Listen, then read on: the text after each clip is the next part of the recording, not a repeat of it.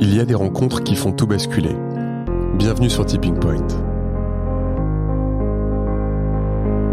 Nous sommes Lucie et Romain, entrepreneurs convaincus que les entreprises et ses leaders jouent un rôle déterminant dans la construction du monde de demain.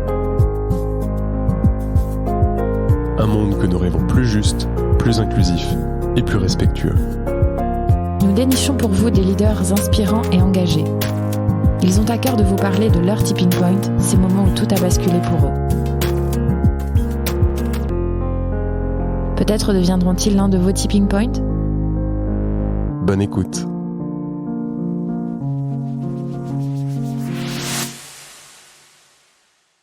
Bonjour Olivier. Bonjour. Merci beaucoup de nous accueillir dans les locaux de Nicomatic et puis bien sûr d'avoir accepté notre invitation pour témoigner sur Tipping Point.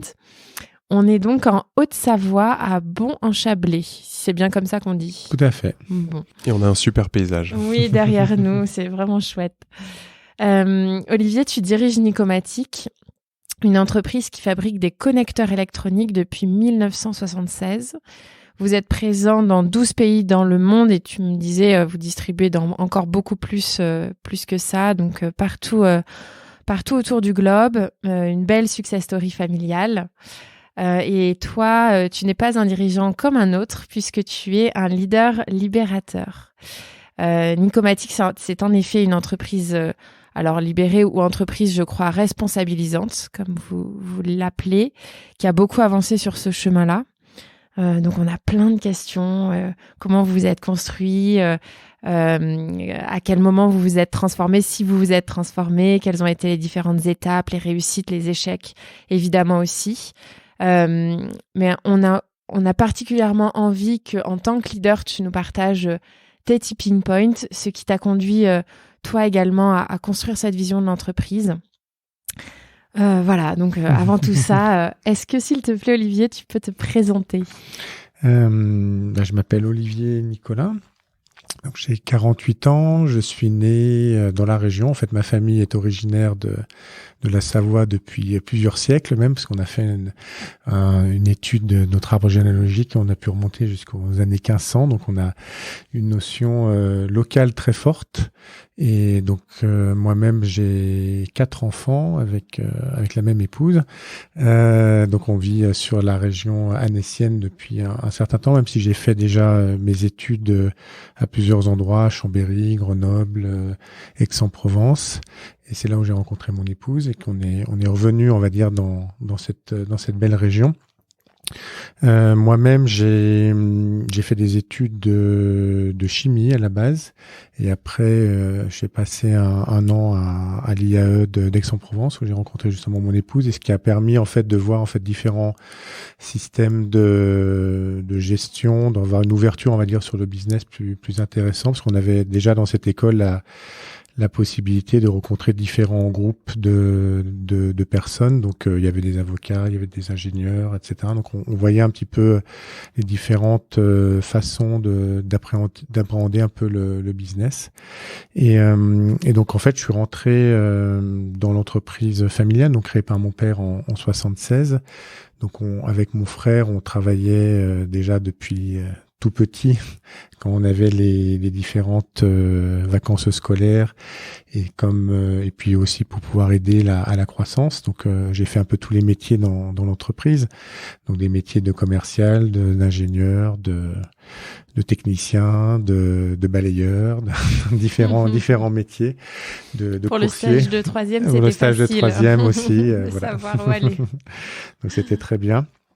Et donc voilà, donc j'ai intégré en fait Nicomatic dans une filiale de Nicomatic à la base qui était dans la région d'Annecy. Et mon premier travail, ma première mission, c'était justement de fermer cette entreprise. Donc c'était un peu difficile comme première expérience. C'était une entreprise qu'on avait rachetée, qu'on n'a pas réussi à faire grandir. Donc il y avait un ancrage local important, il y avait une vingtaine de personnes qui étaient sur Thônes à l'époque, et je devais en fait trouver soit les moyens le développer, c'était un peu justement difficile, donc on a dû la fermer et de comprendre en fait toutes les enjeux humains autour de cette fermeture. Et donc c'était dans les années 2000 qu'en fait, donc après une vingtaine d'années, et comment faire recaser les gens, donner un peu de baume au cœur, d'optimisme aussi aux gens. Donc il y a des personnes qui sont revenues dans le giron de Nicomatic et qui ont après créé aussi d'autres entreprises à côté. Voilà, c'était une première expérience intéressante pour voir un petit peu les enjeux humains en fait et de mettre une responsabilité justement dans la croissance de l'entreprise et dans la pérennité de l'entreprise. Donc je suis assez marqué par cette première expérience de pérennisation et d'avoir en fait une problématique de clôture sur cette entité. Et après, j'ai intégré Nicomatic dans des régions, dans différents métiers, avec une forte croissance. Et en 2008, on a repris l'entité donc de Nicomatic avec mon frère, donc à 50%, à 50-50 tous les deux.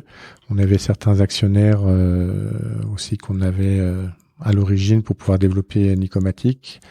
Et on a, je dirais, commencé là aussi dans une notion de tipping point, c'était fin novembre 2008, donc c'était juste avant la crise de 2009-2008. Donc les premiers mois, donc après la reprise, on était en baisse de 50% en fait de chiffre d'affaires. Donc c'était aussi un élément très important qui a modelé aussi un peu ma personnalité pour dire on peut reprendre en fait des entreprises et en fait en ayant le démarrage peut être compliqué, mais avec un certain optimisme, une certaine vision sur le futur qui va nous emmener en fait un peu plus loin que juste regarder les chiffres, on va dire, du jour.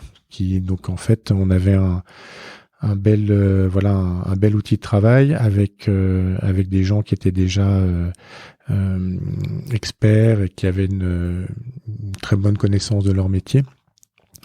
Et donc en 2008-2009, on était plutôt dans une relation standard de l'entreprise, de l'industrie.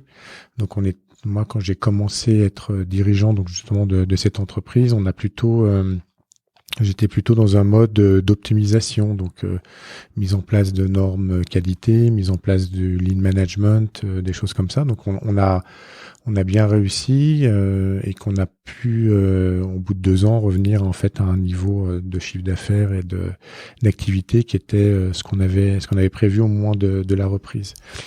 Olivier, tu parlais d'optimisme et de vision. Mm-hmm. Comment l'optimisme tu le traduis et quelle était ta vision à l'époque? Justement, quand on a repris avec mon frère, ce qui était important, c'était de dire, on veut faire quelque chose qui nous permet d'être libre et donc d'expérimenter. Donc c'est un bel outil Nicomatic qui nous permettra d'expérimenter beaucoup de choses et surtout au niveau organisationnel, au niveau motivation, au niveau humain. De dire aujourd'hui on fabrique des connecteurs, demain on fabriquera peut-être quelque chose d'autre, mais ce qui sera important, c'est de le faire avec des gens qui ont envie de progresser, qui ont envie d'essayer, qui ont envie de prendre des risques. Et donc, en fait, c'était ça un peu notre vision, notre optimisme pour dire, on a une bonne équipe, et ça nous permettra de gravir les montagnes, vu qu'on est dans la région de la Haute-Savoie, qui nous permettra et puis surtout d'expérimenter des choses un peu nouvelles, de voyager, de voir un peu d'autres cultures. Et c'est un peu ce bel outil qui nous a permis un peu de déployer un peu tout ça et puis après de le faire profiter au maximum de personnes de l'entreprise. Et ça à l'époque quand tu le poses, tu le partages aussi avec les équipes? Tu l'exprimes clairement ou non, parce qu'en fait entre ton frère et toi? C'était plutôt entre mon frère et moi, parce que on était dans un mode patriarcal, hiérarchique peut-être, et que les gens étaient là pour ils faisaient bien leur travail et après ils avaient une vie après le travail. Donc il y avait un peu cette séparation là qui existait et donc je l'ai pas partagé et mon frère non plus, par rapport à cet optimisme. Parce qu'en fait, il y avait cette notion de reprise, cette notion de continuité, parce qu'en fait, donc l'entreprise a 45 ans maintenant aujourd'hui. Donc on l'a reprise, il y avait plus d'une trentaine d'années, donc il y avait une certaine continuité aussi. Et les gens attendaient cette continuité. Et puis quand il y a un changement, bien sûr, il y a toute cette phase de deuil, de risque en fait qu'il faut prendre en compte. En fait. Donc, mais relativement rapidement, on a vu des différences. Comme on disait, Julien est parti. Donc mon frère est parti en Inde pour créer la première filiale un peu à l'extérieur, et par rapport à des marchés qu'on avait là-bas, et surtout en fait un pays qui était neuf et qui avait en fait beaucoup de potentiel. Donc il est parti avec sa famille. Et c'est vrai quand il est revenu d'Inde, et ben en fait il y avait cette notion de dire voilà, c'était une entreprise donc Nicomatic qui était très bien organisée avec des bons résultats, mais il se sentait pas en adéquation peut-être avec justement ce qu'il avait pu voir en Inde ou ce qu'il avait pu voir en fait dans d'autres pays en fait. Est-ce qu'on peut simplement revenir sur Nicomatic, parce que Lucie, on a parlé rapidement dans l'intro de votre métier, mais votre métier, votre environnement, c'est quoi? Vous fabriquez quoi? À quelle fin? Donc c'est vrai que les connecteurs, c'est peut-être pas. On essaie de connecter les gens, mais en fait, voilà, c'est un équipement qui fait partie des équipements électroniques, donc qui fait une liaison, donc qui crée du lien entre deux systèmes électroniques qu'on peut trouver, on va dire derrière les ordinateurs ou derrière tous les systèmes électroniques. Et nous, en fait, on travaille principalement dans l'aérospatial. Donc dans le spatial, dans la défense, dans l'aéronautique, qui avec des enjeux de sécurité et de performance très importantes. Et on vend, comme tu disais, dans plus de 40 pays, avec 90% à l'export.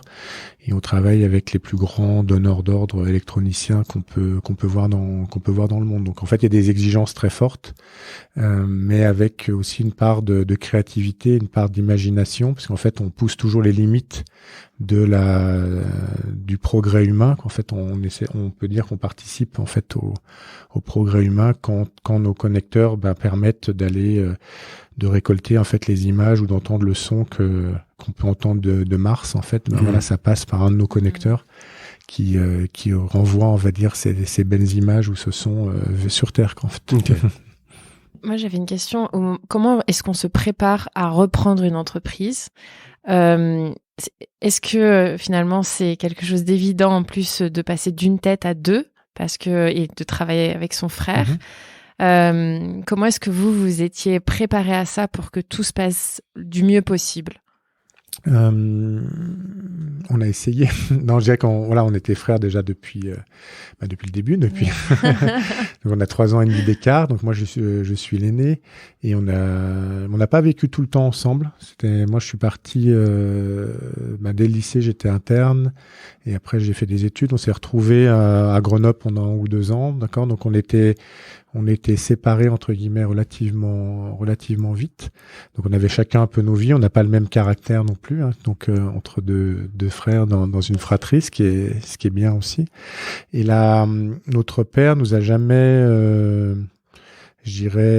imposé ou dirigé. Donc il faudra que tu reprennes l'entreprise, etc.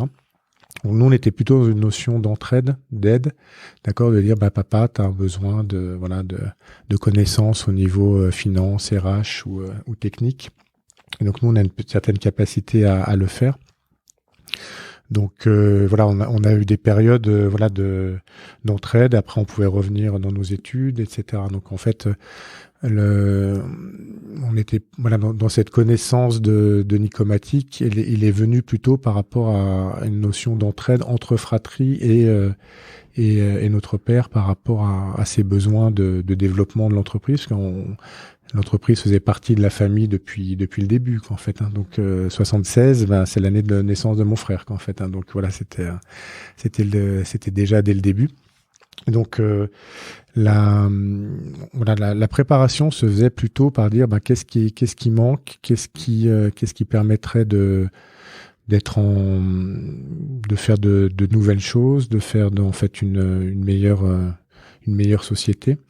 Et c'est pour ça qu'on a fait plusieurs métiers. Ce qui était important, dans la notion de reprise, c'est le fait que notre père aussi nous ait, voilà, une certaine formation, mais à partir du moment où on avait la direction de l'entreprise, il nous a laissé faire le maximum de choses. Donc en fait, c'était cette confiance que notre père nous a donnée dès le début, déjà quand on n'était pas en direction, mais sur certains métiers, mais après en fait qu'on était en charge complètement, ben voilà, de nous donner complètement les rênes.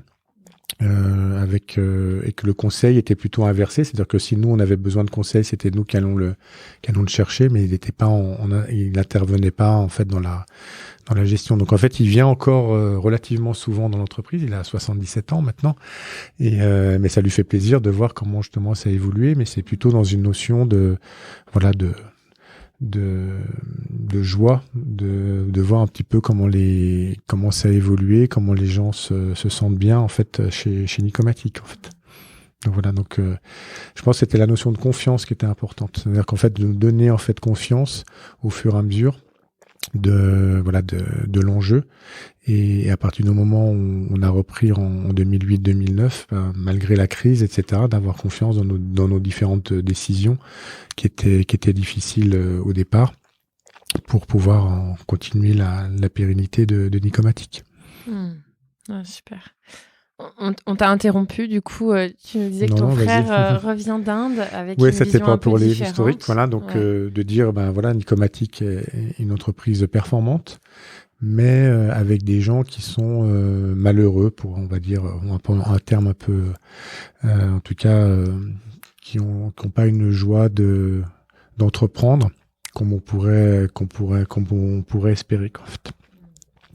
Comment tu le ressens? C'est une mesure. On n'a pas de KPI, justement. On avait des KPI très, on va dire, business à l'époque. Mais pour donner un ordre d'idée, on avait à peu près 150 indicateurs, en fait, donc dans les années 2008-2010. Et maintenant, aujourd'hui, en indicateur stratégique, on n'en a plus que 6, en fait. D'accord? Donc, dont la notion de bien-être, de satisfaction, qui était pas justement un indicateur qui était présent il y a une dizaine d'années, en fait.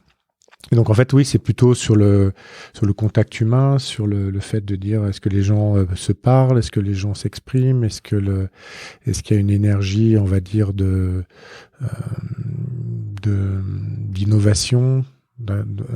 Voilà, donc dans cette notion de dire on va essayer des choses en commun. Donc c'est ça vraiment qui nous un peu la perception. Moi mon indicateur quand je viens tous les matins visiter et j'irais dire bonjour aux différentes personnes, moi c'est mon premier indicateur, je regarde en fait le sourire quand on n'avait pas les masques en tout cas sur le visage des gens, et donc et puis après l'énergie entre voir comment des personnes en fait entre différents services, différents cercles en fait puissent se parler pour inventer, on va dire, des nouvelles choses en fait chez Nicomatic. Donc ça c'est un indicateur qui est important pour dire voilà, on a une certaine transversalité entre les différents métiers des personnes. Donc on n'avait pas ça en 2010, 2012 quand Julien est revenu, et voilà, donc il avait cette notion là de dire il y a quelque chose qui va nous manquer. Et puis aussi sur l'aspect business, parce qu'en fait on est en concurrence avec le monde entier, et c'est vrai qu'on peut être très bien organisé, très lean, etc. Mais en fait les autres peuvent aussi le faire, en fait, disons que c'est un modèle qui est assez reproductible.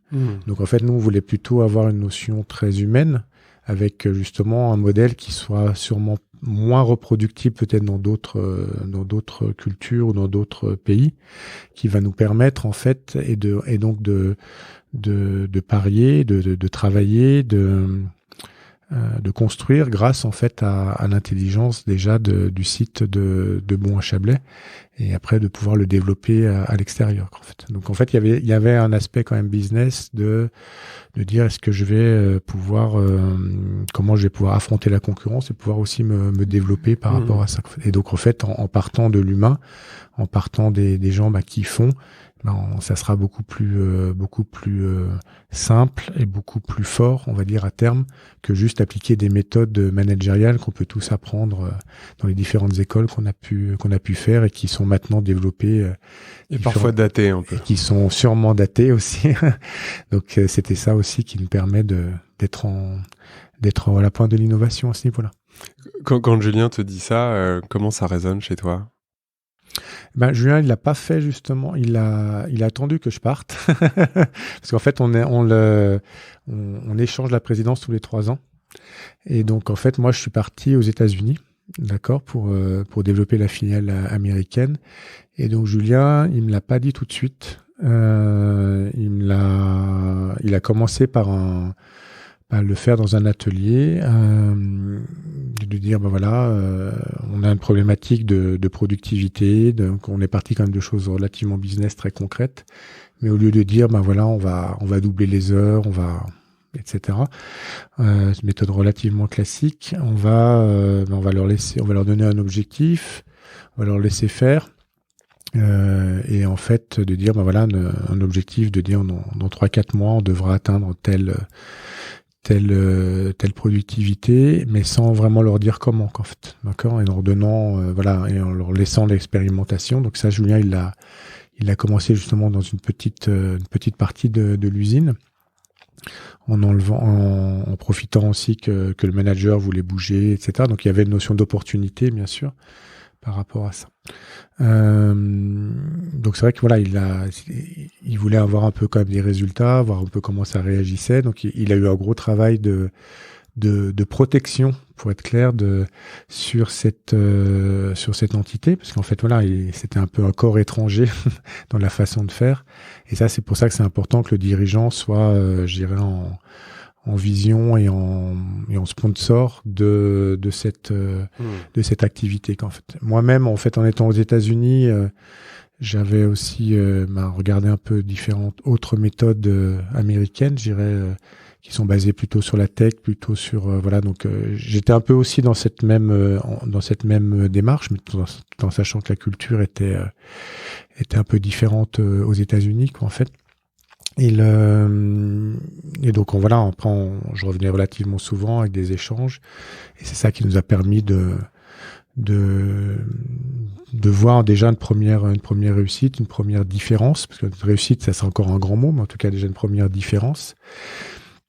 Il a continué à faire quelques expérimentations, et quand moi je suis revenu de mes expatriations, au bout de 3 ans, en fait, on regarde en fait qu'est-ce qui a marché, qu'est-ce qu'on veut continuer, qu'est-ce qu'on veut déployer, etc.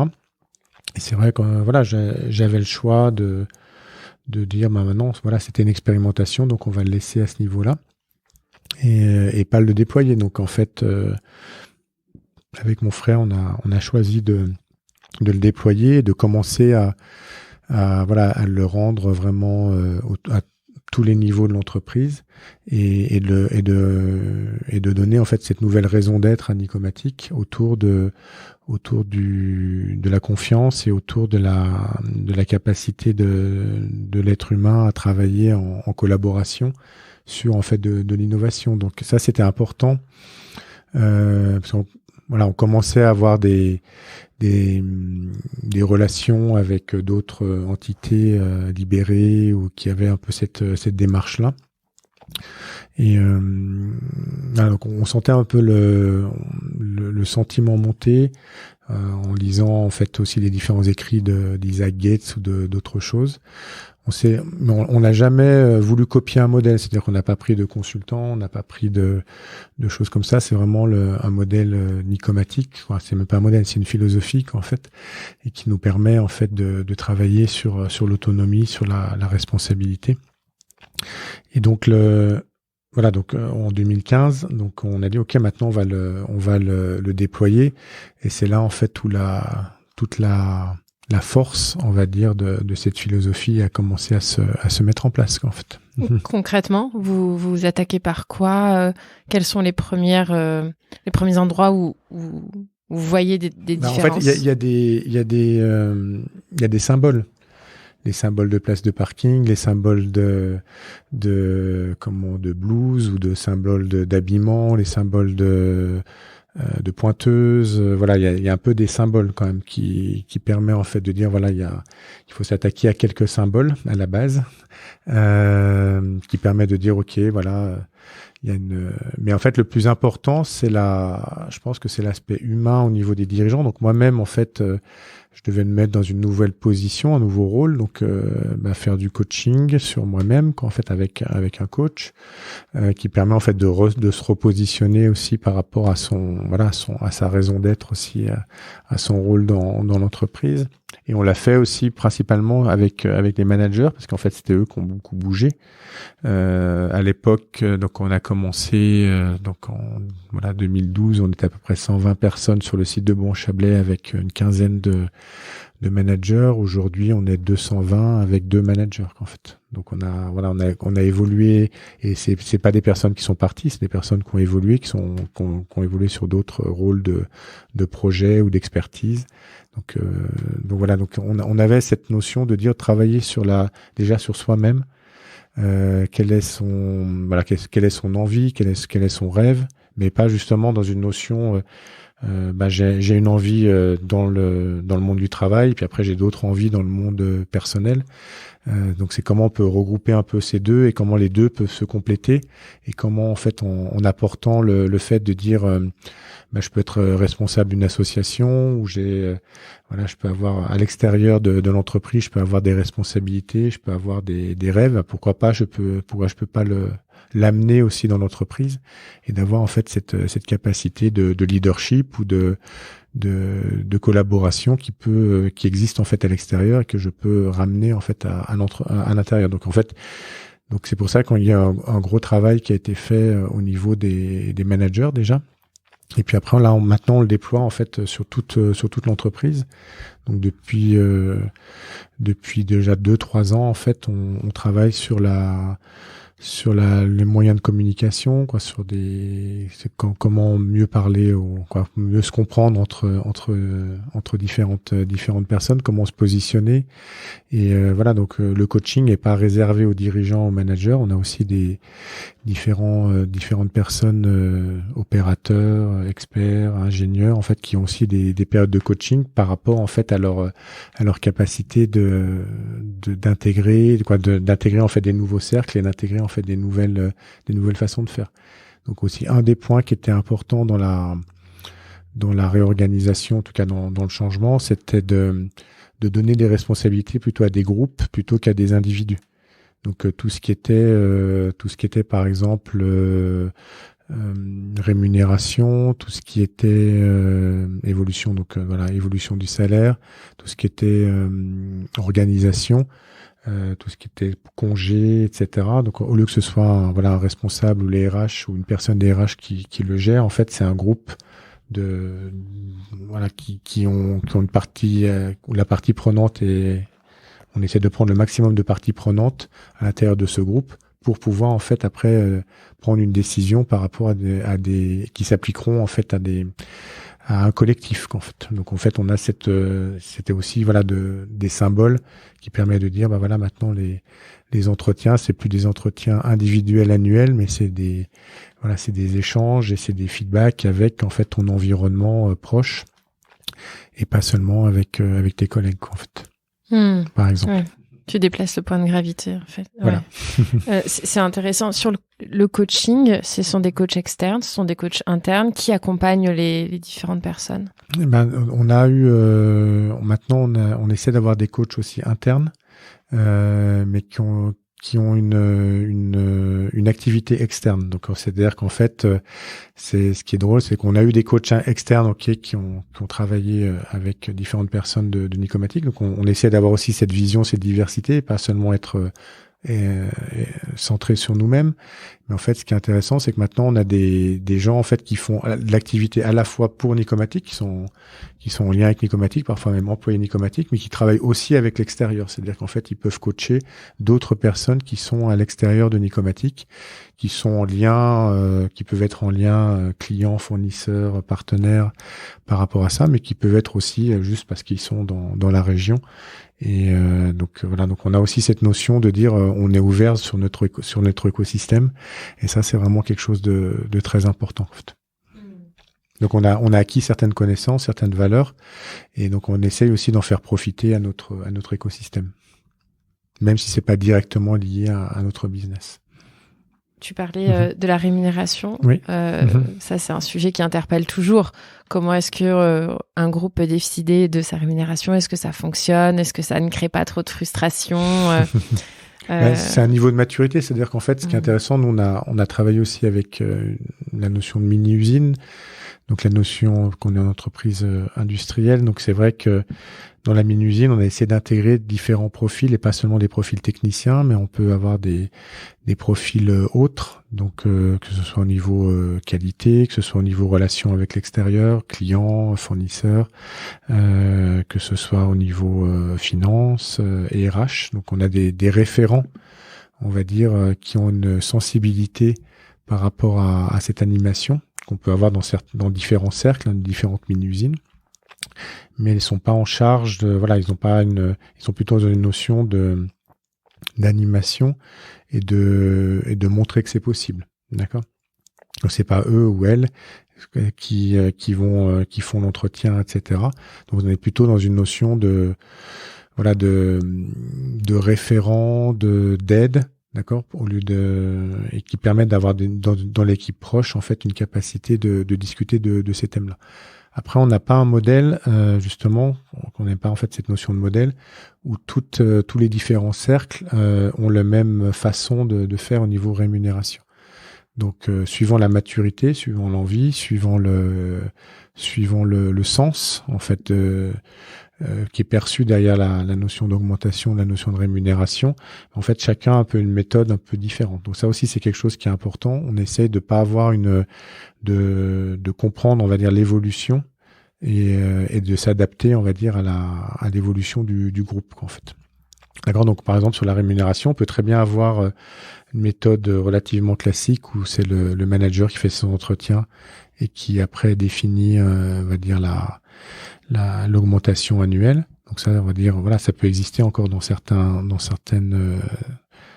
cercles de Nicomatic, puis ou à l'inverse, voilà, il y a une enveloppe qui est donnée suivant les résultats de l'entreprise, qui peuvent être améliorés même suivant les résultats du cercle. Et après la répartition se fait en totale transparence, en fait, hein. C'est-à-dire que les gens savent que un tel a eu X euros et une telle a eu Y euros de plus par rapport à ça. Donc la notion de transparence est importante dans le fait de dire voilà, même s'il y a un comité, même s'il y a un groupe en fait qui peut décider cette notion d'augmentation, le fait de dire voilà, telle personne a eu telle augmentation, c'est important pour avoir en fait après la notion de feedback et que les gens se sentent à l'aise avec cette façon de procéder. Et puis surtout la notion d'amélioration, parce qu'en fait rien n'est parfait, on doit pouvoir s'adapter aussi, qu'en fait. Et là, c'est vrai que le fait de dire on fera mieux la prochaine fois, on fera différemment la prochaine fois, parce que le mieux est encore une autre notion, c'est quelque chose en fait qui est important dans notre organisation. Donc c'est pour ça que les augmentations ne se font pas de façon annuelle.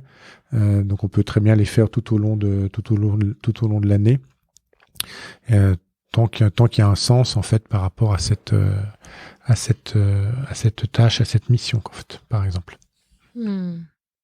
Ouais, comment est-ce que toi si on revient vraiment à toi, dis moi aussi je me suis fait coacher, qu'est-ce qui bouge, sur quoi tu travailles, est-ce qu'il y a des leviers plus difficiles que d'autres à lever chez toi pour bien accompagner cette transformation? C'est en fait par quel canal passe la confiance, en fait. Moi, je suis plutôt d'une notion scientifique. Donc, j'aime bien les chiffres, j'aime bien les tableaux, j'aime bien comprendre, je dirais, la logique derrière, en fait, quelque chose. Donc, comme je disais, on est passé de 150 indicateurs à 6. Donc, en fait, c'est les liens entre les différentes... en fait, comprendre le lien, le sens entre une réussite, une action, pour pouvoir la reproduire, par exemple. En fait, moi, ce qui est la notion d'entreprise, c'est la reproductibilité. Et c'est vrai que le fait de dire, on va partir un peu dans tous les sens, que le lien de causalité soit plus ténu à trouver, c'est ça en fait qui me perturbe par rapport à cette notion de dire qu'est-ce qui va faire qu'en fait on va pouvoir déployer cette réussite ou prévenir en fait cette problématique. Donc voilà, moi c'était de faire confiance à la fois aux gens sur le terrain qui font. Ça, on avait déjà cette pratique, mais après c'est la liaison pour en fait une cause qui est plus grande, ou en tout cas une réussite qui est plus grande que juste en fait le travail d'un seul individu, et après pouvoir le déployer, pouvoir le transmettre et l'encourager. Donc en fait moi je travaille beaucoup maintenant sur la partie communication, justement pour dire voilà comment on communique nos réussites, mais aussi nos craintes, mais aussi nos problématiques, nos échecs.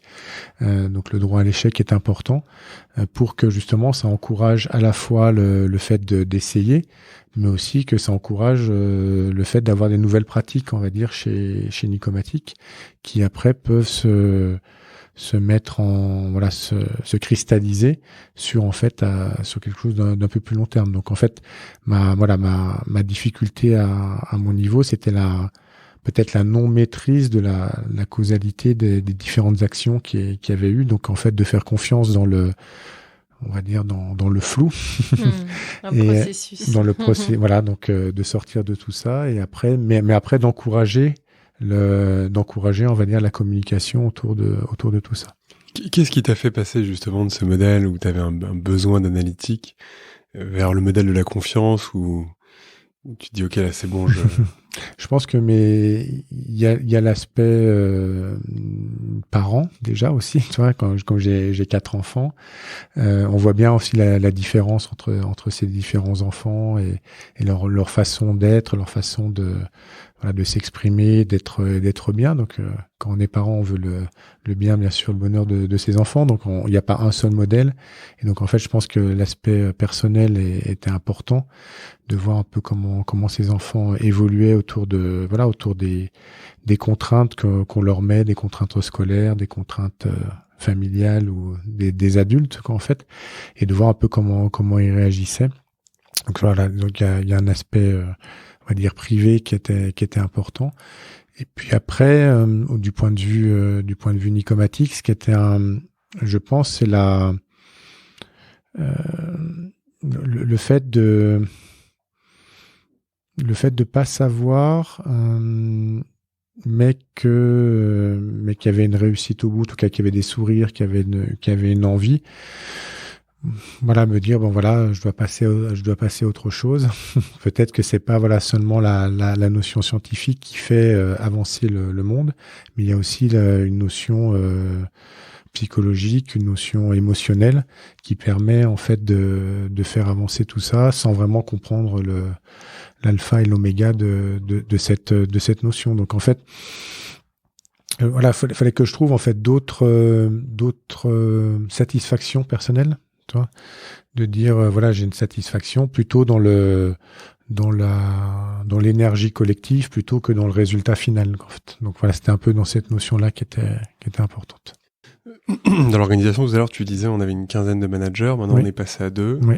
Vous êtes organisé comment? Vous avez un comité de direction? Est-ce que tu peux nous en parler? Donc là, on travaille avec deux grands cercles à la base, qui est un cercle qui est le cercle design, qui nous permet en fait d'être plus en relation avec l'extérieur, donc tout ce qui est changement, donc de pouvoir s'adapter au mieux en fait aux différents changements du point de vue client, du point de vue aussi environnemental.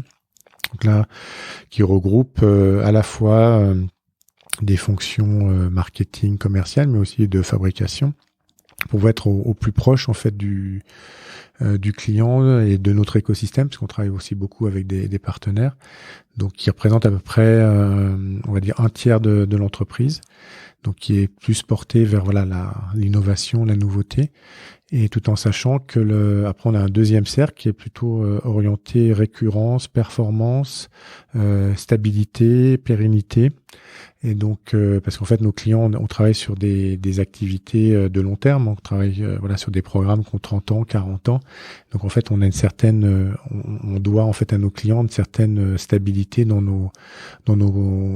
nos produits, dans nos process, tout en ayant donc ces deux entités travaillent en commun, parce qu'en fait sans design, on n'aura pas de pérennité, et sans pérennité, c'est difficile de donner confiance en fait à notre écosystème. Donc voilà, donc il y a un grand moi ce que je regarde justement, c'est comment ces deux entités, ces deux cercles en fait travaillent en bonne collaboration et partagent une vision commune, tout en sachant que voilà, l'un et l'autre ne peuvent pas travailler l'une sans l'autre, en tout cas sur un point de vue long terme. Après, à l'intérieur de ces deux grands cercles, on a des mini-cercles ou des mini-usines qui sont orientés justement sur une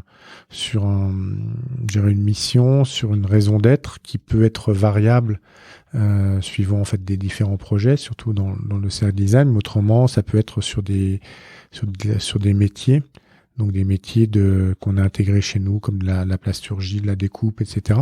Tout en sachant que le métier, donc on est sur un métier, parce que je pense que dans l'industrie on a une fierté par rapport à notre métier. Pour dire voilà, on fabrique des choses, mais tout en ayant en fait une ouverture vers l'extérieur. C'est-à-dire qu'en fait c'est pas un atelier, c'est même plus qu'une mini usine, parce qu'en fait on a la notion de dire je vais travailler aussi avec l'extérieur, donc je vais travailler avec mes partenaires fournisseurs, mes clients, etc. pour pouvoir moi-même m'améliorer et pour pouvoir en fait être en capacité de proposer encore des choses différentes et meilleures, on va dire, pour notre environnement. Donc voilà, donc on a deux grands cercles et après en fait des mini-cercles qui sont plus ou moins organiques, qui se mettent qui se mettent en position suivant les différents besoins et les différentes envies des différentes personnes. Donc on a la partie industrielle, mais on peut avoir des parties aussi, tout ce qui tourne autour de la RSE, tout ce qui tourne autour de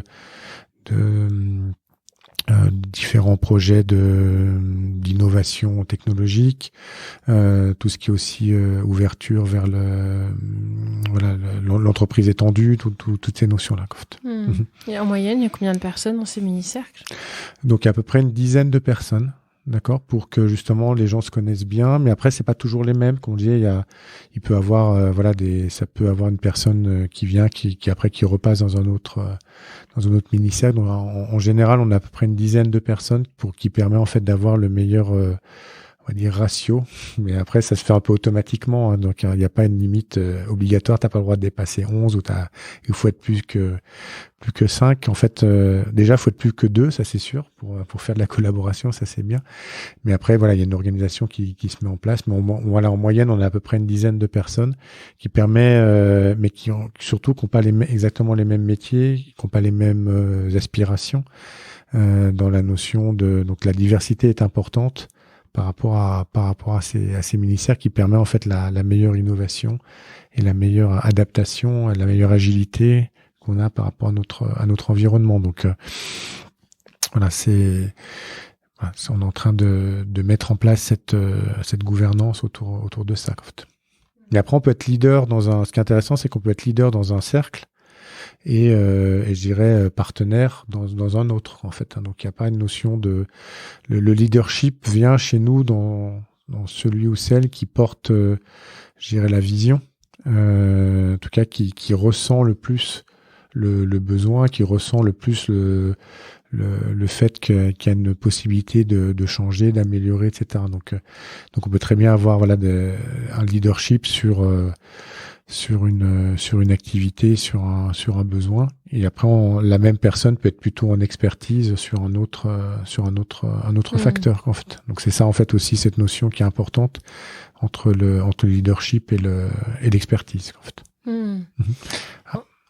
Après nous on valorise autant la valorisation de l'expertise est importante, en tout cas souvent en fait au tout début qu'on a des jeunes qui rentrent dans un modèle on va dire un peu standard de je vais être manager d'une équipe dans 2 ans, manager d'un service, etc. C'est vrai que chez nous on n'a pas cette notion là, on n'a pas cette notion de dire tu pourrais être leader dans un moment, expert dans un autre. Donc en fait la valorisation se fait, la valorisation à la fois du leadership et de l'expertise doit être au même niveau, quoi, en fait. On peut pas dire, voilà, le leader est plus valorisé ou reconnu plutôt qu'un expert ou une experte, en fait. Donc, il y a aussi cette notion-là de reconnaissance, on va dire, des talents de chacun. Mais à un niveau qui est plutôt collectif, d'où la notion de rémunération, plutôt qu'une notion individuelle, en fait. J'avais une question sur la clarté pour les collaborateurs, parce que on a une organisation un peu, alors pas similaire, mais en tout cas qui repose sur la même philosophie. On s'est confronté souvent à cette question de la clarté. Comment faire en sorte que chacun sache bien qui est où, qui fait quoi, qui est en charge de quoi. C'était ma première question. Et avec ça, quand on pose parfois le cadre et à l'intérieur le comment est libre, est-ce que chacun, parce que c'est aussi une question qui revient régulièrement, est-ce que chacun est à l'aise finalement là-dedans, et comment est-ce que vous gérez les personnes qui ont peut-être besoin d'un peu plus de cadre ou qui se sentiraient moins à l'aise dans ces cercles? Donc les premières choses qu'on apprend, on va dire, en tout cas qu'on reçoit quand on vient de premier jour chez Nicomatic, on va dire, c'est justement de définir sa ligne de flottaison, on appelle ça. D'accord ? Qu'est-ce qui fait qu'en fait le bateau vogue, le bateau ne coule pas par rapport à son environnement, donc par rapport à soi-même, mais aussi par rapport à l'environnement, à sa zone, donc à son mini-cercle, etc. Donc c'est vraiment la première chose, c'est comment on définit la ligne de flottaison, pour qu'en fait tout ce qui est au-dessus de la ligne de flottaison est relativement libre et tout ce qui est en dessous, voilà, présente un risque de fuite et de problématiques au niveau de cet environnement. Donc comment est définie, on va dire, cette ligne de flottaison? Elle se fait par rapport justement à l'expertise. D'accord, c'est-à-dire de dire voilà, j'ai l'expertise pour commander des pièges, j'ai l'expertise pour aller démarcher un client, etc. Quel risque j'apporte ou quel risque je gère par rapport en fait à ma communauté, donc à mon bateau, quoi, en fait, à mon équipage par rapport à ça. Et justement, s'il y a un risque qui pourrait être supérieur, en tout cas, qui pourrait dégrader cet équipage, je sais à qui m'adresser. C'est-à-dire qu'en fait, je m'adresse pas à un expert, mais je m'adresse à quelqu'un qui en fait est capable de gérer le risque de cet environnement, de cet équipage, pour dire voilà, si je fais ça, quelles conséquences ça va avoir pour toi, d'accord, quelles conséquences ça va avoir pour toi ou pour l'équipe, d'accord, dans ce bateau, en fait. Donc c'est des mini bateaux aussi, hein, quoi, disons. Après on peut monter au niveau du paquebot si on veut, mais on essaie pour être le plus agile possible. Donc en fait on essaie de tout de suite dès le premier jour de dire ton travail, ton expertise, elle apporte, qu'est-ce qu'elle apporte et à qui. Donc elle apporte à qui. Donc en fait c'est de trouver en fait tout de suite le lien dans son équipe pour dire voilà, quand je fais quelque chose, qu'est-ce que ça va avoir comme conséquence sur toi. D'accord, donc et donc en fait d'avoir tout de suite ce lien entre deux personnes qui après au fur et à mesure voilà le réseau va se déployer, il y aura peut-être des conséquences des différentes actions, on va avoir peut-être sur une dizaine de personnes, quoi, en fait. Mais c'est important que les gens identifient tout de suite les personnes pour qu'elles puissent se parler par rapport au fait de dire c'est pas est-ce que je fais bien mon métier, mais c'est plutôt les conséquences de mon travail. Est-ce que c'est quelque chose de positif? Est-ce qu'il y a un risque? Est-ce qu'il y a quelque chose de négatif à avoir? Et donc c'est pas un expert, donc c'est pas un chef ingénieur ou un chef comptable ou je sais pas qui va dire. Donc c'est pas dans la notion de l'expertise du métier, c'est plutôt la conséquence de l'acte. Et ça c'est très important pour la raison d'être. Comme ça les gens ils savent aussi pourquoi ils viennent travailler. Et surtout pour qui ils viennent travailler. Donc, par rapport en fait à cette notion de dialogue et de dire, voilà, ça m'a fait plaisir, ça m'a aidé dans mon travail, ou ça, voilà, j'ai dû le gérer différemment par rapport à ça. Donc voilà, l'intégration, donc le flou, le cadre, on va dire dans la société française, on a déjà beaucoup de cadres. Donc, je pourrais en rajouter. Mais déjà, rien qu'en fait le cadre qu'on a à l'école ou dans la société en général, on est déjà très très cadré, et avec des mythes, avec des éléments que l'on a dans notre dans notre référentiel particulier. Et donc ça nous intéresse en fait de dire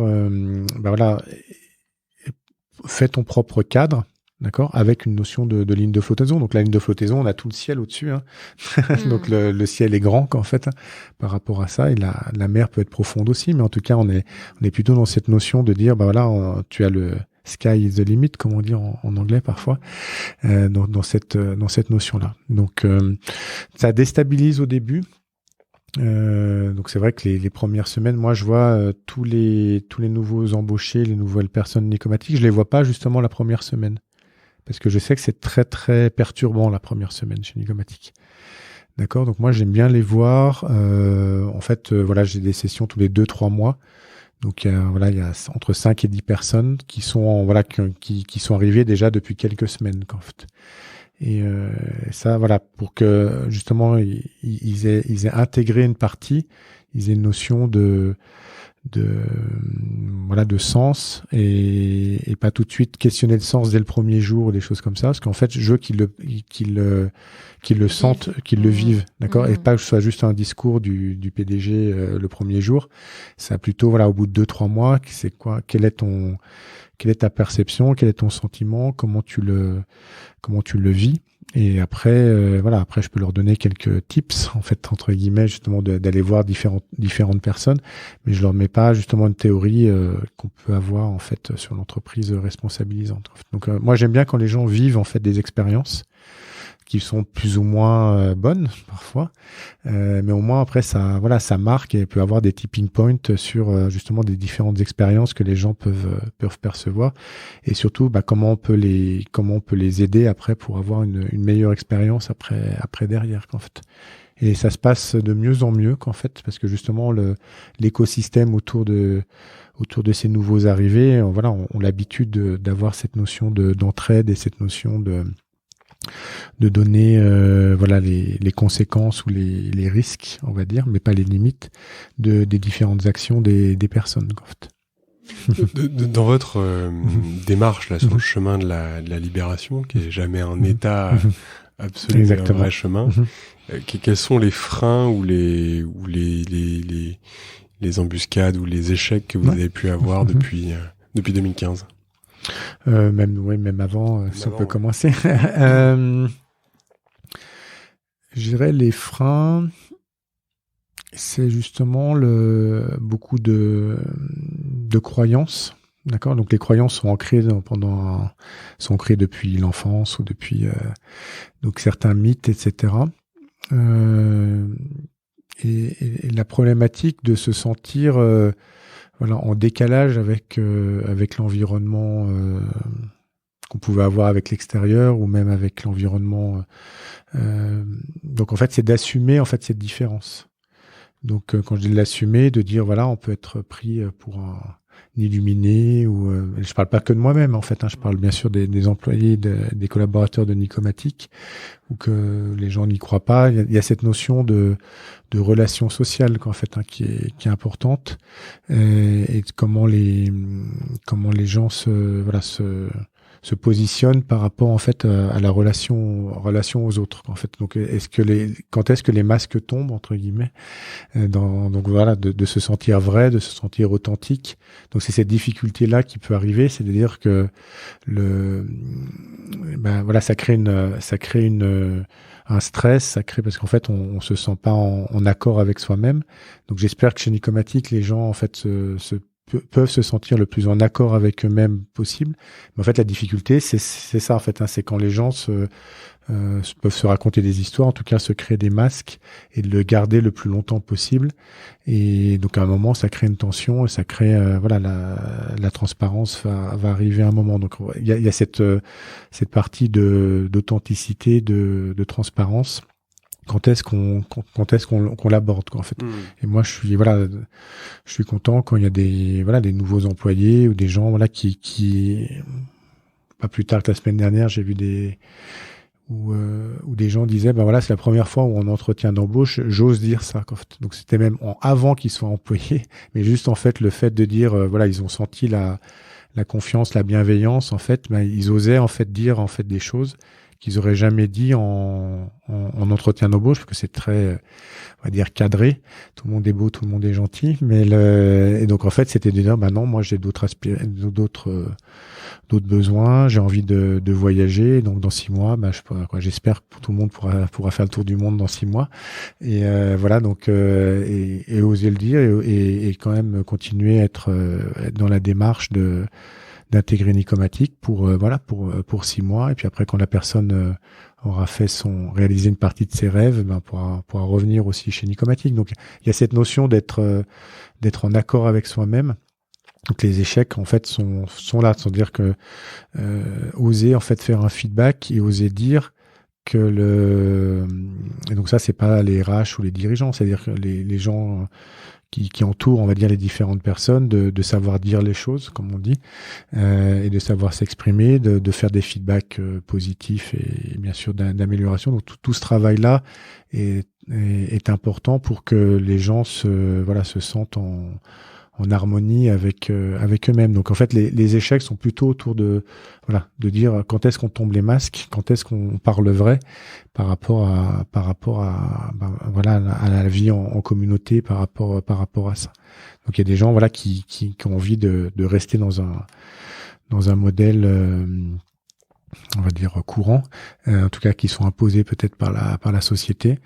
Et c'est vrai qu'après c'est aussi la relation à l'extérieur de Nicomatic, donc de comment on fait passer cette transparence, et surtout quand la transparence est unique, parce que souvent on est les premiers à faire un premier pas et à faire confiance a priori, et c'est vrai que quand le retour est un peu, on sent justement cette partie de jeu, c'est un peu compliqué à créer cette relation de confiance, surtout avec l'extérieur, en fait. Donc c'est ça en fait, où parfois en fait les gens en interne se remettent en cause et dire est-ce que je dois porter un masque pour l'extérieur, ou etc. Donc c'est cette notion là qui d'essayer d'être en harmonie le plus possible en fait dans sa vie, en fait.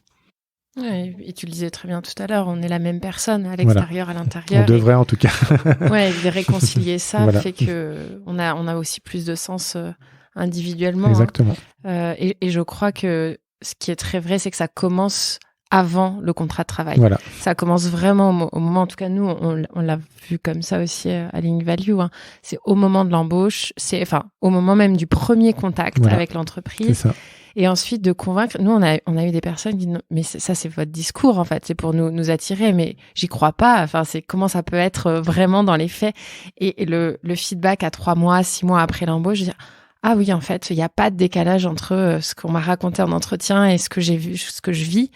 Mais on me prend complètement pour un fou quand je raconte ça, qu'on peut s'investir, qu'on peut participer alors même que c'est pas mon métier au développement de l'entreprise sur tel et tel sujet. Et ça, je crois que c'est extrêmement fort. Et du coup, je voulais te demander, parce que vous êtes quand même situé à Bon-en-Chablais, si je dis pas de bêtises. Parfait, bravo. Voilà. Dans le Chablais, pas dans le Chablis. Parce que le Chablis, c'est un autre. C'est autre chose. On n'est pas aussi bon en vin, en fait, dans la région. Même si on en a pas mal, en fait. On est passé par le budget, là. C'est pas voilà, mal, hein. D'accord. Chacun a ses cépages, un peu comme les fromages. Donc on n'est pas proche de la Suisse, en fait, aussi. Nous, oui, c'est vrai. C'est vrai. Et pour attirer les talents, justement, est-ce que la position géographique, elle vous permet d'attirer tous les talents que vous voulez? Est-ce que justement cette différence-là, finalement, vient gommer aussi le fait d'être... on n'est pas à Paris, on n'est pas à Lyon, on n'est pas... Je pousse le trait exprès, mais parce que je sais que ça peut être plus compliqué quand on n'est pas proche d'une grande ville. Je sais aussi à quel point certains talents dans l'industrie aujourd'hui deviennent de plus en plus rares chez les jeunes qui prennent peut-être d'autres voies, ou en tout cas qui s'intéressent un petit peu moins aux carrières en usine ou dans l'industrie. Comment est-ce que comment ça se passe pour Nicomatic? Donc je vais être un peu provocateur dans la notion, c'est de dire justement, nous on veut travailler avec un écosystème, donc on veut que des talents soient aussi autour de nous et pas seulement chez nous. D'accord ? Donc en fait, on a la notion de dire, même si on a repéré des talents chez des partenaires, chez des clients, etc., ce qui est difficile, c'est justement de dire, essaye d'évangéliser, ou peut-être, c'est un grand mot, mais en tout cas de dire, on va continuer à travailler ensemble, mais en étant en fait dans une autre structure. Et donc en fait, même d'encourager les gens qui sont dans d'autres structures, de dire, on peut aussi transformer ta propre structure, et viens pas chez nous parce que chez toi c'est compliqué, tu vas pas y arriver. Non, c'est possible, et on pourra même t'aider à transformer, à aider, etc. Donc en fait, c'est pour ça que je dis que je suis un peu provocateur, c'est que on essaie même parfois que des talents ou des meilleurs talents restent à l'extérieur de chez nous, d'accord, pour que justement on ait la notion de lien, de travail en réseau, de communauté, parce qu'en fait, on veut pas se renfermer sur nous-mêmes, d'accord. Donc ça, c'est voilà. Donc on est dans cette notion de dire, est-ce que c'est des gens qui peuvent permettre de déployer notre réseau et notre façon de faire. Et donc après, on peut avoir des gens qui viennent complètement de l'extérieur, donc là, qui sont pas du tout dans notre réseau. Et c'est cela en fait qu'on veut peut-être prendre entre guillemets chez nous pour renforcer aussi nos différentes capacités, etc. Mais voilà, on a ces deux notions là. Et c'est vrai que nous on a Genève, donc c'est pas une très grande ville, mais ce qui est quand même un pôle d'attraction important. On a même quelques personnes qui habitent à Genève et qui viennent travailler chez nous. Ça, c'est pour des raisons personnelles, et c'est pas justement pour des raisons salariales ou autres. Et voilà, ça, c'est des choses qui sont une certaine fierté. Et donc, c'est vrai qu'on reçoit pas mal les gens sont d'abord attirés par la responsabilisation. Ils sont curieux. Est-ce que c'est vrai, est-ce que c'est un peu du fake, qu'est-ce que c'est, etc. Donc il y a la notion de curiosité qui attire, on va dire, chez Nicomatic, et après au fur et à mesure, voilà, donc font leur expérience, leur apprentissage, et on essaie aussi de prendre beaucoup de gens, bien sûr, en alternance, et pas seulement des gens qui sont là en CDI. Enfin, en fait, c'est important d'avoir cette notion de tu viens, tu repars, tu vas essaimer, tu pourras, il y a cette notion de diffuser la connaissance, diffuser en fait le savoir. Donc on a cette population qui est à la fois des gens qui sont en CDI, mais aussi des gens qui sont là que pour un certain temps, mais en partageant aussi les mêmes valeurs. Donc on essaie d'intégrer de la même façon, un intérim ou un alternant ou même un stagiaire de troisième, il a le même parcours d'intégration que quelqu'un qui est là pour rester pendant une longue période de temps, quoi, en fait. Donc on essaie d'avoir cette notion d'écosystème autour de nous, parce que je pense que même sur la partie industrie, on appelle ça la partie freelance au niveau tech, etc. Mais moi j'ai une grosse réflexion autour justement de l'environnement et de l'emploi entre guillemets, des différentes personnes en fait qui gravitent autour de Nicomatic, en fait. Donc pour moi des prestataires, des gens qui viennent de l'extérieur, même pour quelques heures, on essaie en fait de leur donner en fait la même possibilité, la même culture par rapport à la responsabilité, par rapport à la confiance, par rapport à tout ça. Donc voilà, donc je dirais qu'on n'a pas énormément de problèmes justement pour trouver des talents, parce que justement on a cette curiosité et cette envie aussi qu'on voit monter dans la société, en fait, par rapport à ça. Et moi l'étape suivante, justement, je vais pas créer juste je vais pas avoir un environnement que pour Nicomatic, mais qui soit le plus large possible. Donc si on a des talents ailleurs, en fait c'est comment on travaille avec eux, Et au lieu de dire, je vais capter ce talent et je vais l'avoir que pour moi. Et ça sera, voilà. Cette logique de cercle que tu as mis en place chez Nicomatic, tu l'étends à l'extérieur pour que Nicomatic soit un élément d'un cercle. Voilà. Parce qu'on peut parler de la notion de plateforme, mais c'est pas une bonne. Voilà, il peut y avoir des aspects négatifs de la plateforme au niveau tech, mais je pense que là, justement, moi, je veux pas capter toute la valeur en ayant sur une forme de plateforme que tout le monde peut connaître. C'est plutôt une notion. Je pense que le modèle plateforme a son intérêt, je le vois bien là-dessus. Et après, c'est la répartition de valeur entre tous les acteurs, en fait. Donc voilà. Donc après, il y a des gens qui préfèrent avoir des notions de CDI, mais après, il y a des gens aussi qui aiment bien la notion d'intérim, la notion de freelance, la notion de. Donc voilà, c'est comment on intègre en fait tous ces différentes aspirations et différentes valeurs, tout en ayant une diffusion une répartition de la valeur la plus juste possible. Et ça, c'est un peu le travail qu'on est en train de mettre en place, en fait.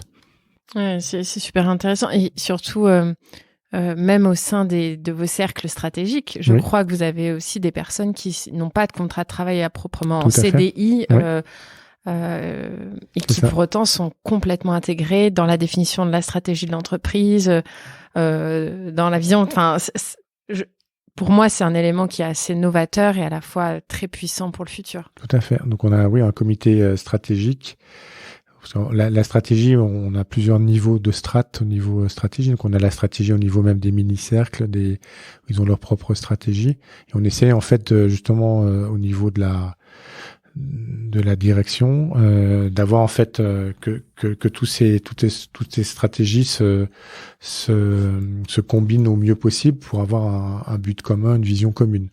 Mais en fait, c'est pas donc en fait d'avoir des gens qui viennent de l'extérieur, qui ont un pied chez Nicomatic, mais aussi un pied à l'extérieur, permet en fait d'avoir justement cette vision stratégique qui soit pas seulement centré sur nous-mêmes et en fait de prendre en fait le pouls d'autres énergies, d'autres métiers, d'autres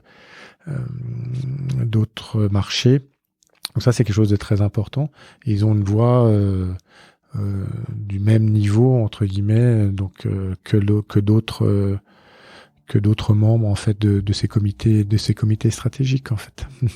Donc ça c'est quelque chose d'important pour nous d'avoir l'ouverture le plus possible avec tout le monde en fait. Donc oui, il y a des gens qui étaient avant, qui faisaient partie de Nicomatic, qui sont repartis, qui sont revenus, des gens qui ont d'autres activités, des gens qui aiment Nicomatic mais qui n'ont pas d'intérêt financier plus que ça. Donc il y a une notion d'amour aussi qui est important dans notre façon de faire.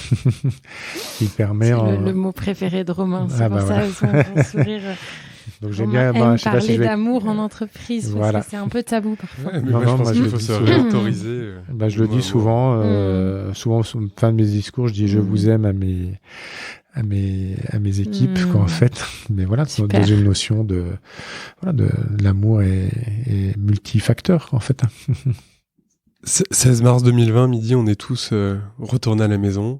Comment est-ce que a vécu déjà Nicomatic cette période Covid, crise, et encore une fois, cette période dans laquelle on est encore aujourd'hui, et comment ça a vécu au sein des équipes? Donc nous, on avait eu... on a vu quelques alertes par rapport au fait qu'on avait des filiales à l'étranger, en fait, donc en Asie, pour dire notre filiale chinoise a été fermée pendant 2 mois, donc mais on était plus sur un plan, on va dire business, logistique, etc. Et on n'avait pas l'aspect humain, de dire non, ça nous touchera pas. On avait une certaine confiance en nous. D'accord, on a toujours la confiance en nous, et donc c'est pas la notion on est plus fort, le virus ne passera pas par nous, mais plutôt dans une notion de dire on va pouvoir s'organiser, on va pouvoir, on a confiance donc on avait cette notion de confiance a priori qui était déjà forte, on va dire chez Nicomatic. Donc en fait c'est vrai qu'on prend ça un peu comme des éléments exogènes, donc il faut vivre avec. Et c'est comment en fait la communauté, comment Nicomatic peut aider, et comment on peut être comment on peut prendre ces éléments extérieurs, cette externalité négative, là, dans ce cas-là, comment on peut le prendre au mieux pour que justement notre façon de vivre et notre capacité à être confiant en fait ne soit altérée le moins possible. Donc ça, voilà, c'était la philosophie. Donc il y avait des doutes au niveau de dire est-ce qu'on rentre chez nous, est-ce que donc moi la notion de dire c'était une décision que j'ai prise moi pour dire on essaie d'être le plus ensemble possible, le plus longtemps possible. D'accord ? Donc, c'est-à-dire qu'il n'y avait pas d'obligation, bien sûr, de venir, mais en tout cas, il y avait aussi la notion de liberté de pouvoir revenir sur le site, quel que soit, on va dire, son statut, qu'on se soit télétravaillable ou pas du tout télétravaillable. Donc, des gens qui travaillent sur les machines, etc. Bien sûr, c'est un peu difficile de télétravailler. Donc, en fait, il y avait la liberté de dire, vous êtes le bienvenu. Donc, on accueille le maximum en ayant, bien sûr, les précautions qu'on pouvait avoir à l'époque, en fait, dès qu'on connaissait pas grand-chose, mais en fait, c'était important d'avoir cette confiance, de dire, et la confiance, elle se fait en étant le plus ensemble possible. Donc, on avait déjà du télétravail, donc les gens qui pouvaient faire du télétravail, on avait cette capacité d'accompagner les gens qui voulaient partir en télétravail. Et c'est vrai que la vision, c'était de dire, ayons confiance entre nous. C'est-à-dire ayons confiance entre nous et entre toutes les personnes aussi qui viennent nous voir. En fait, parce qu'il faut se souvenir qu'avant, voilà, il y avait un peu des blocos où on interdit de toucher d'être en relation et donc même des fournisseurs ou des gens qui venaient livrer des pièces, etc. Ils pouvaient même pas utiliser les toilettes ou des choses comme ça. Donc nous, on était dans une notion de dire, la personne qui vient vers toi, elle a plutôt une bonne intention plutôt qu'elle n'est pas là pour te donner de la maladie justement. En fait. Donc après, par malchance ou ça, on peut diffuser bien sûr la maladie, mais c'est pas intentionnel. Donc en fait, soyons dans une notion de dire l'intention est le bien. D'accord ? Donc on peut se protéger parce qu'il faut toujours faire attention, mais en fait, ayons un a priori positif que la personne quand elle vient vers toi ou quand elle est dans le même bureau, ou quand elle est plutôt dans une notion de bienveillance et d'envie. Et donc c'est pour ça que le 16 mars, voilà, en quelques heures, j'ai décidé après avec la notion du comité, des différents comités stratégiques, etc. Donc de porter pour dire voilà, on reste ouvert, mais chacun est libre de venir. D'accord. Donc même des gens qui pouvaient pas aller en télétravail, ils pouvaient rester chez eux et ils seraient payés en congé ou même en capacité de dire tu peux rester chez toi parce qu'on sait pas exactement comment ça va se passer. Et c'est vrai que les premiers jours, on avait à peu près un peu moins de 50% des gens qui étaient sur site. Donc c'était quand même déjà beaucoup par rapport à ce qu'on pouvait entendre. Et après, au fur et à mesure, les gens sont aussi organisés, donc de dire pour limiter peut-être parfois le risque, je vais travailler pendant quelques heures, ou des gens même qui sont venus travailler le week-end parce qu'ils voulaient travailler juste en voyant le moins de personnes possible, mais ils venaient quand même le week-end faire leurs différentes tâches. Et donc c'était une organisation qui était très très souple par rapport au risque que les gens percevaient pour eux-mêmes. En fait, donc moi, je pouvais pas dire. Chacun avait sa propre perception, mais c'était la notion de dire on est quand même mieux ensemble que chacun chez soi par rapport à ça. Donc c'est vrai que on était à peu près à un peu moins de 50% les premiers jours, et puis après on est remonté à 2/3, 3/4, on va dire du nombre de personnes chez Nicomatic, tout en sachant qu'on avait une activité importante chez Nicomatic aussi. Donc il y avait la perception client, parce qu'on avait certains clients qui étaient fermés, mais on assurait aussi certains besoins essentiels, comme on peut le dire. Donc pour les hôpitaux, on livrait des pièces en fait pour les hôpitaux, mais aussi pour la défense nationale. Donc il y avait des notions de résilience qui étaient importantes, et en France ou dans d'autres pays. Donc en fait cette conscience cette conscience était très importante et ancrée, on va dire, chez les gens Nicomatic. Donc et après chacun gère sa propre relation, on va dire, à l'autre, mais en tout cas on voulait avoir une relation la plus confiance possible, et de dire tu peux avoir confiance dans l'autre, tout en prenant tes précautions par rapport à ça. Très aligné sur les valeurs en fait de l'entreprise. C'était ça qui était très important. On peut dans une crise mondiale comme on a, c'est important de tenir ces valeurs, quelles que soient les externalités, parce que c'est ça en fait qui nous fera rebondir. Et c'est que ça sera notre fierté. Et on a fait aussi des feedbacks par rapport à comment on avait géré ce passage. Et je pense que ça a renforcé encore cette valeur et cette fierté d'appartenance. Quel conseil tu donnerais à un entrepreneur, un dirigeant qui se dit là après un peu plus d'une heure d'écoute, je suis convaincu, j'ai envie d'y aller, mais faut essayer. Je sais pas comment. Je pense que faut travailler sur soi. Déjà, toi, il y a cette notion de dire est-ce que tu le sens au profond de ton être, de ton cœur, de tes tripes, etc.